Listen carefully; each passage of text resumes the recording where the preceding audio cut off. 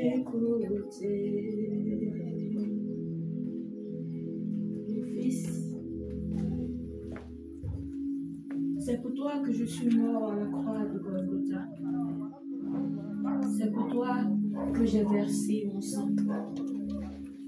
Personne ici n'est digne de quoi que ce soit. C'est ma grâce, c'est mon amour, c'est ma miséricorde. Je t'ai appelé ici afin que tu t'asseyes à mes pieds. Mais tu as perdu beaucoup de temps. Tu as perdu trop de temps en regardant à gauche, en regardant à droite et les penchants de ton cœur. Je t'ai observé et j'ai gardé silence. Maintenant que tu es revenu, je peux à nouveau te parler. Rachète le temps, Étienne. Rachète le temps. Assieds-toi à mes pieds et laisse mon serviteur te conduire. Laisse mon serviteur t'orienter. Laisse mon serviteur te conseiller. Laisse mon serviteur t'enseigner.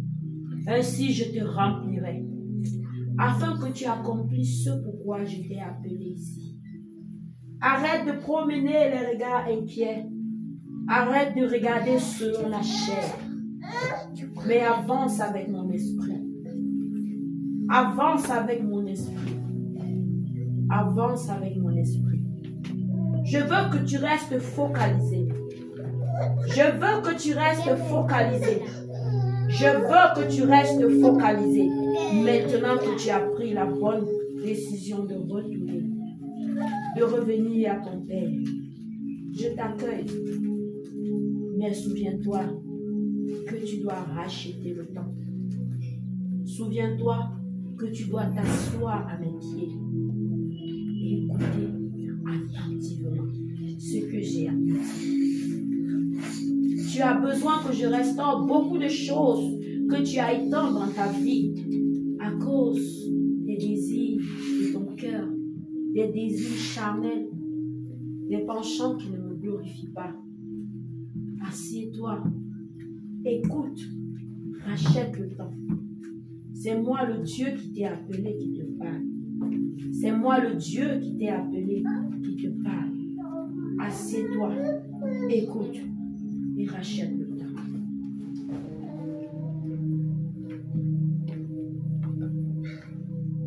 Dans la vie, dans une vie de péché et de désordre.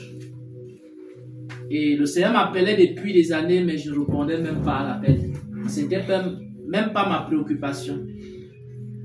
Alors, un jour, le Seigneur m'a dit, bon voilà, tu as répondu tardivement à l'appel de Dieu. Et comme tu as un grand retard,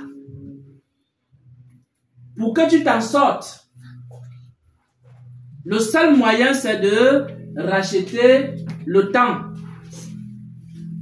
Ça, c'est la première chose qui m'a fait comprendre. Ensuite, il m'a parlé dans de l'apôtre Paul. Il m'a fait comprendre que l'apôtre Paul aussi avait passé beaucoup de temps chez les pharisiens. Et il a donné sa vie à Jésus tardivement. Donc Paul aussi avait perdu beaucoup de temps. Mais Paul avait appris à racheter le temps. Le même enseignement que l'Esprit de Dieu avait donné à l'apôtre Paul, le même enseignement, le Seigneur me l'a donné. Et c'est ce que Paul explique ici, parce que c'est ce passage qu'on m'avait donné.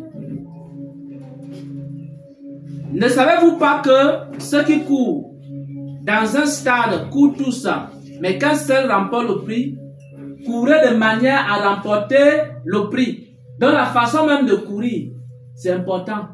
Parce que si on est toujours lent, si on n'est pas en train de se discipliner, si on est toujours en train... Vous avez déjà vu un athlète qui prépare les Jeux Olympiques, qui est en train de passer son temps à se plaindre que je n'ai pas mangé aujourd'hui, vraiment c'est trop dur, mon enfant a chauffé.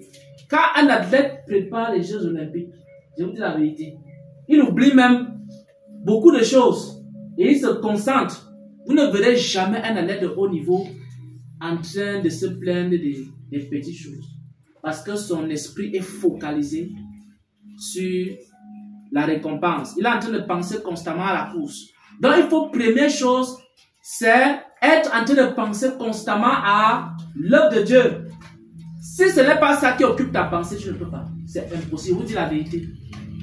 Si l'œuvre de Dieu, si la mission de Dieu n'occupe pas ta pensée, parce que c'est la première chose. Il y a des gens qui se posent la question, ministère à temps plein, ministère à temps partiel. Ce n'est pas d'abord ça qu'il faut chercher à savoir. Si c'est à temps plein, si c'est à temps partiel. D'abord, qu'est-ce qui occupe ta pensée?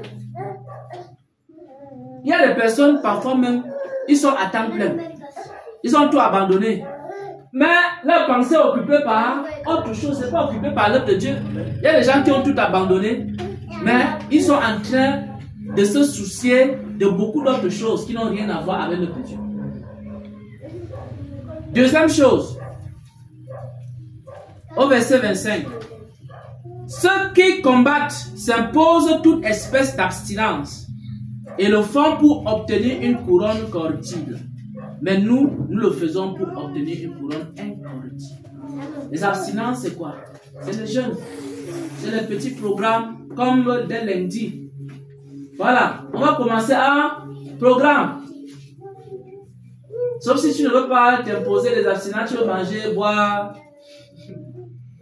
Si tu manges, tu bois, tu ne vas pas racheter le temps.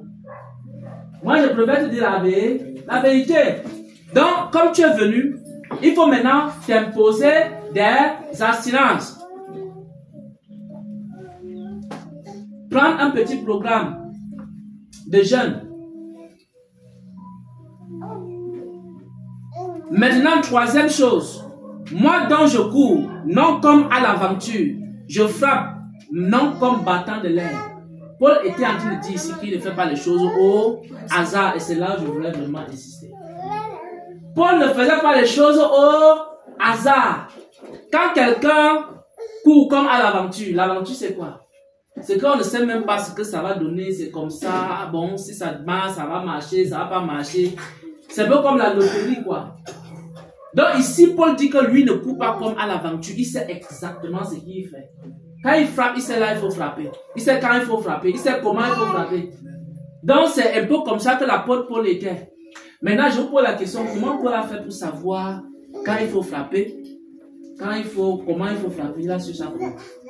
Quelqu'un peut répondre, c'est important. Oui, quelqu'un a une idée? Oui, c'est l'Esprit de Dieu, mais il y a un secret que j'aimerais partager ici. Comment Paul faisait pour connaître les détails de ce qu'il devait faire? Consulter Dieu. Il consultait Dieu. Voilà. Et le Seigneur me montrait que Paul, pour consulter Dieu, il passait beaucoup de temps dans les retraites spirituelles. Ça, c'est l'une des choses que le Seigneur m'avait montré. Il m'avait montré l'apôtre Paul comme quelqu'un qui consultait beaucoup Dieu. Quand on dit qu'il faut racheter le temps, le piège c'est quoi? Commencer à faire aussi la folie. Donc, tout ce qui te passe par la tête, tu commences à faire. Non. Racheter le temps veut dire quoi? S'asseoir d'abord pour chercher à connaître exactement ce que Dieu attend de toi. Et c'est maintenant ce que Dieu attend de toi que tu vas accomplir.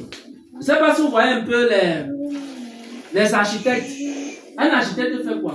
Est-ce que l'architecte dit que bon, je suis trop pressé, il commence à construire la maison? Quand un architecte est pressé, il fait quoi? Il s'assoit d'abord. Et il fait bien le plan. Non, il fait d'abord le plan. Tu ne peux pas construire une maison. Bon, nous avons ici au moins quelqu'un qui fait la génie civil. Avant de faire une maison, on fait d'abord le plan de la maison. Et ça prend du temps. Donc, comme tu es venu, le Seigneur est content. Maintenant, le Seigneur veut que tu t'asseyes. C'est pas que tu commences à monter, descendre, dis que non, il faut racheter le temps, maintenant il faut que j'aille évangéliser. Chaque jour, tu sors, tu évangélises même d'abord que tu sais qu'est-ce que Dieu t'a appelé à faire. Donc tu t'assois d'abord et le Seigneur va commencer à te dire exactement ce qu'il attend de toi. Quand tu en as bien compris la mission de Dieu, le plan de Dieu, tu fais quoi? Tu te lances maintenant, tu commences à accomplir la pensée de Dieu. Sinon, tu risques d'accomplir les désirs de ta propre chair. Voilà un peu ce que je peux dire. Ce n'est pas parce que Dieu demande de racheter le temps qu'on doit se lancer dans les activités, il faut d'abord s'asseoir. Je vous le dis en vérité. Il y a des jeunes églises, je leur avais donné cet enseignement. Hein. Ils ont piétiné l'enseignement. Il y a une jeune église en Côte d'Ivoire. Quand ils avaient l'impression qu'ils étaient dans l'espace et que tout allait très bien, je leur ai dit, asseyez-vous. L'œuvre de Dieu n'est pas aussi simple que vous le pensez. Asseyez-vous. Prenez du temps pour chercher à savoir ce que Dieu attend exactement de vous et du ministère. Ils ont commencé à dire tout ce que le serviteur Xavier fait, nous aussi on fait ça. Il évangélise, on évangélise. Il y a les prophéties dans l'église, dans notre église il y a aussi les prophéties. Il y a ceci, nous aussi on a ça. Comme si c'était une concurrence. J'étais seulement en train de leur donner un conseil. Le conseil c'était quoi? Un temps ils ont même dit que on est en train de m'idolâtrer. Que comme les gens m'écoutent beaucoup, on m'idolâtre. J'ai dit bon, comme il en est ainsi, vraiment, je vous donne plus de conseils. Quelque temps après, on a entendu qu'il y a eu. Vous voyez, prenons du temps. Le ministère des paroles de Jésus, que vous voyez ici, c'est un ministère que pendant des années, j'ai pris le temps d'écouter Dieu. Et ceux qui sont venus ici, on les a appris à s'asseoir, à prendre le temps d'écouter Dieu. Et c'est ça qui fait maintenant qu'on peut faire les choses exactement comme Dieu veut. C'est comme ça. Donc, racheter le temps, ça veut dire d'abord s'asseoir. Vous vous rappelez, quand tu viens d'arriver ici, on dit seulement assois-toi. Voilà. Et après un jour, Dieu a dit, bon, tu as fatigué, t'assois, lève-toi maintenant. Voilà, c'était comme ça. Donc, même la sœur Grâce qui est arrivée là. Assois-toi. Cherche à comprendre, parce que le Seigneur va te parler par des songes, des visions, et même par prophétie, même que ce soit à travers toi ou à travers d'autres personnes. Il va te parler, ne te précipite pas. Tout ce qu'il va te dire, garde ça dans ton cœur. Et médite ça constamment dans ton cœur. Et quand tu sauras parfaitement le plan de Dieu, alors tu vas te lancer dans ce qu'il t'a appelé à faire. C'est comme ça qu'on rachète le temps. Beaucoup se sont lancés rapidement sans d'abord s'asseoir. C'est pour ça que la parole prophétique disait quoi? Assois-toi à mes pieds. Voilà ce que je voulais expliquer. Voilà. Nous allons donc continuer.